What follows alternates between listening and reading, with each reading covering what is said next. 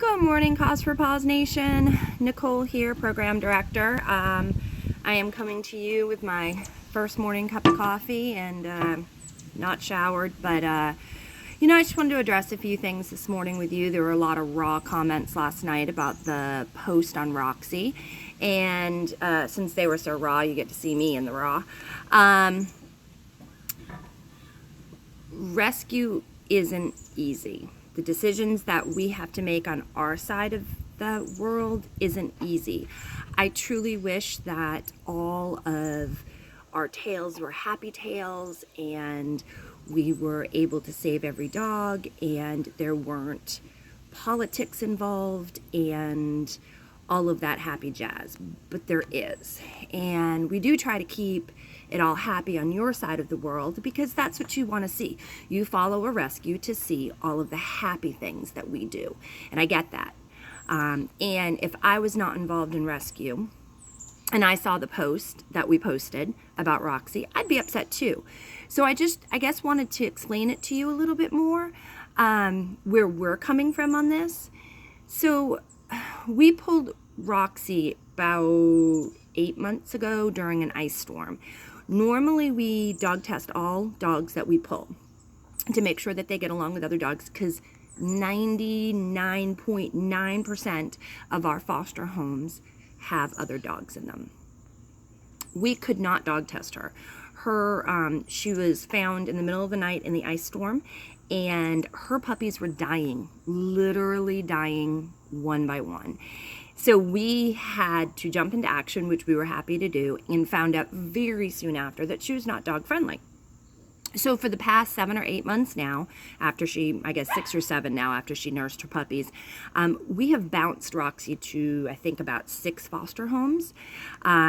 We've invested in a trainer with her, and we're willing to do what we can for her.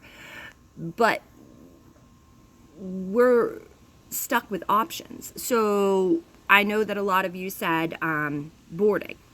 So she's been on our foster pleas for the last 6 months. Every email that we've sent out to fosters, we've put her up on Facebook several times. For 6 months, she's been overlooked, other than the few fosters that have jumped in, which have not worked out.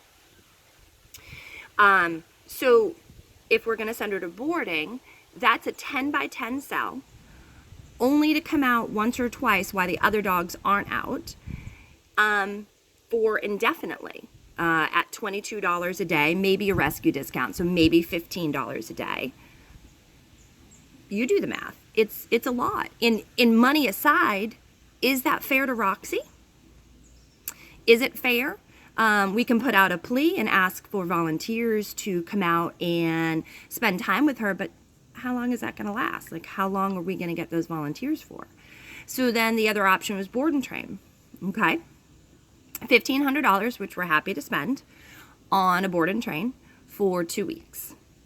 What happens after 2 weeks? Do we put her back in a boarding facility where she'll lose all her training? Roxy's never going to be okay with other dogs. That's just her.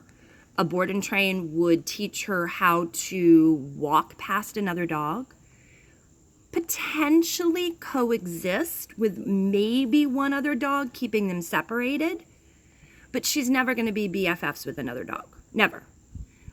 We've tried. We've tried with trainers. We've tried with several of the volunteers who have a lot of experience. We've tried. She's never going to be BFFs. So we put her in a board and train for $1,500 in 2 weeks, and then what? Where does she go after that? Boarding facility where she loses all of her training? Several of you have, suggested that, but we need a full plan for her, not just a now plan. I don't want to send her to the shelter. And let's just throw that out there for a second. Is the shelter such a bad place? We just cleared the shelters. Now, they're not all clear, but there is some room. And at a shelter, she would have people walking up and down the aisle seeing her. She's fantastic with people. She is the sweetest love bug ever. Maybe the right person will find her. Maybe another rescue will see her and have that opening for her. She's not going to get that exposure at a boarding facility. So why is that such a bad thing? If we were monitoring it, which we would be because we are friends with the people that work at the shelter, and making sure that she was not on the list, why is that a bad thing? She has more exposure there. We have put her on Bob and the Showgram. Her posts have been boosted. We have done everything we can to advertise her. We are not giving up on Roxy. We're letting the nation know we need help. What I think a lot of people don't realize is that we're not the only rescue who has had to turn dogs back into shelter. We personally have taken dogs from the shelter that other rescues have dumped back at the shelter. It happens. We're just the ones that say, hey, this is a reality of it. So we put it out there as truly what the reality was. And I get the backlash, I truly do, but what you have to understand is that we're not the only ones that do it. We've taken a lot of cases that other rescues and other rescues cannot take or put back to the shelter. And we've taken them in and successfully homed them because we happen to have a foster home that fit that dog at that moment. Currently, we don't have a foster home that fits Roxy at this very moment. It makes it hard. It truly does. And I don't want to send her. I truly don't. But I'm looking out for what's best for her. And sometimes the shelter isn't a bad place. We've been putting out pleas for 6 months and nobody has jumped on it. A few shares here and there. We threatened the shelter. We've had 67 shares right now.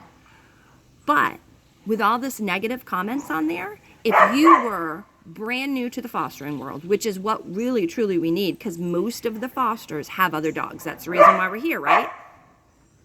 That's the reason why we do what we do, is because we love dogs. So most of my fosters have a dog, if not several dogs. So if you were brand new to the rescue world and you were looking to start out and you have no other dogs and you see this plea that says, hey, we need a house with no other dogs, and you're thinking, fantastic, I have no other dogs, I can do this. And then you read all those comments underneath, would you want to work with that rescue? Probably not. So while I understand the backlash has probably pushed a few potential fosters away. It's the reality of it. I understand, but at the same time, you're hurting, not helping. We know, we do. We've looked at all the options. We know what the reality is. We know what our choices are.